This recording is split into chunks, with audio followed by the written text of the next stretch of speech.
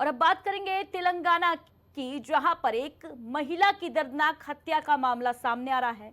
इस हत्या की घटना को किसी और ने नहीं बल्कि महिला के पति ने ही अंजाम दिया, जो कि अपनी पत्नी पर एक्स्ट्रा मैरिटल अफेयर का शक करता था।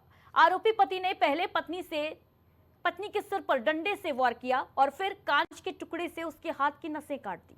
इससे भी जब उसे संतुष्टि नहीं मिली तो उसने पत्नी का गला चाकू से रेत दिया।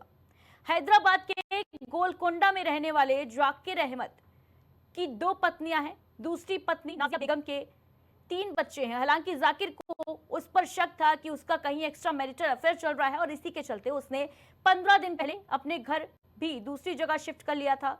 और इसके बावजूद भी पति का अपनी पत्नी पर शक बढ़ता जा रहा था। उसने पत्नी पर नजर रखना शुरू कर दिया। इसके साथ ही पति ने पत्नी के घर से बाहर जाने पर उसका पीछा भी किया।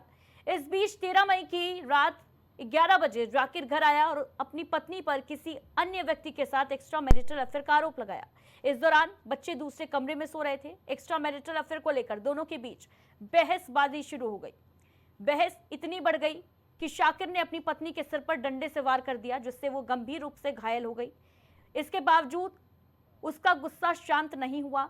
खिड़की का शीशा तोड़ दिया और शीशे के टुकड़े से पत्नी के दाहिने हाथ की नसें काट दी और फिर बेहद बेरहमी के साथ गला रेतकर उसकी हत्या कर दी।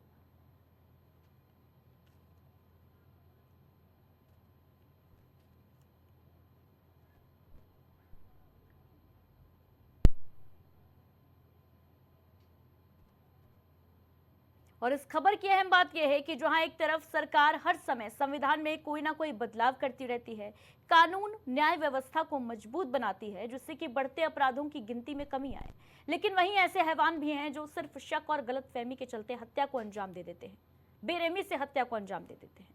अब देखने वाली बात होगी कि ऐसे हैवानों के लिए क्या कोई नया कानून या कोई नया सजा आएगी या नहीं।